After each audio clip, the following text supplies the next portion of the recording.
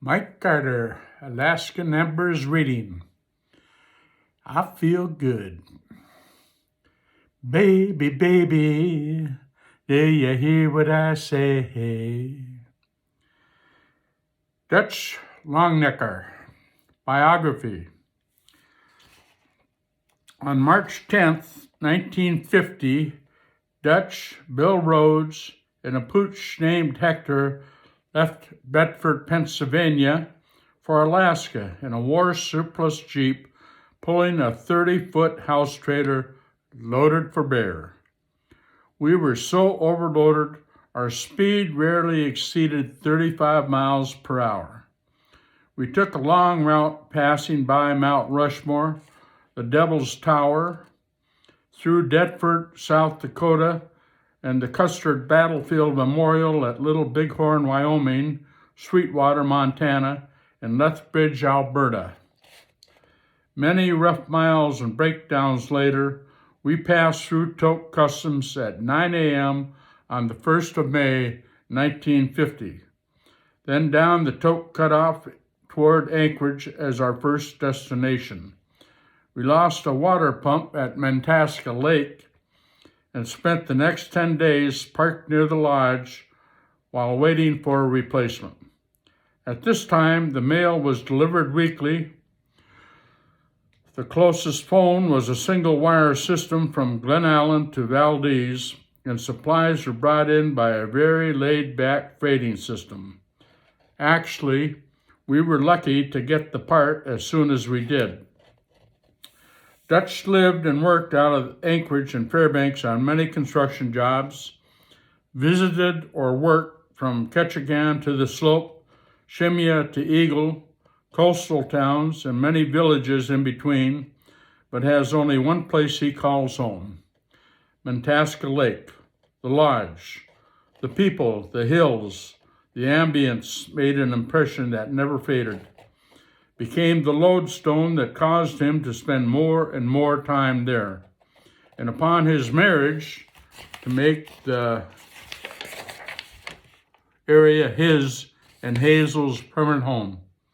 The magic is still there, but because of infirmities, Dutch now spends his winters in Anchorage and the warm season at his cabin on the Tok Road, and that was in 1993. That was his biography. What he gave me to put in Alaskan EMBERS 1 was called Spring Break, Mataska Spring, 1959. We should oughter use some of that Carlson Creek water, Ole Hoagland, 78, said with a sniff. That's the best there is. Harry Boyden, 82, our elder statesman, said, "What's wrong with the well water? I've used it before." Knut Peterson, our 70-year-old kid of the bunch, and he was the host, settled it. "I nettled water for this batch, and that's what we'll use. I melted water. The spruce needles give it flavor. Besides, it's my crock." Ole, given up reluctantly, humphed. "You'll at least strain out the rabbit turds." Hazel and I had been invited by Ole and Knut to a demonstration of the proper way to make home brew, refreshments served. It was mid-April and everyone was antsy. Cabin fever was rife, so we jumped at this chance of getting out of the cabin. The water was poured into the crock, and toddies were passed around while the formula was debated. The quantities of hops and yeast proposed by Harry were unanimously accepted. A consensus was reached on the malt, but it required several more toddies to dispel the bitter feelings roused by the sugar, over the sugar. Harry's suggestion of 1 pound per gallon was attacked by Knut and Ole both. Ole said, "If you have enough snus, it won't have enough snus." Knut said, "Harry, this batch is going to be stronger than that caribou piss you brew up, with no horsepower at all." Harry fought back. At least it tastes like beer. Your snuff is too sweet, hence you never had it worked out. Another toddy was consumed, ruffled feelings smooth, and a unanimous vote was cast for 1.5 pounds sugar per gallon of brew. The crock, with its volatile contents, was gently snuggled behind the stove, covered and wrapped against the chill.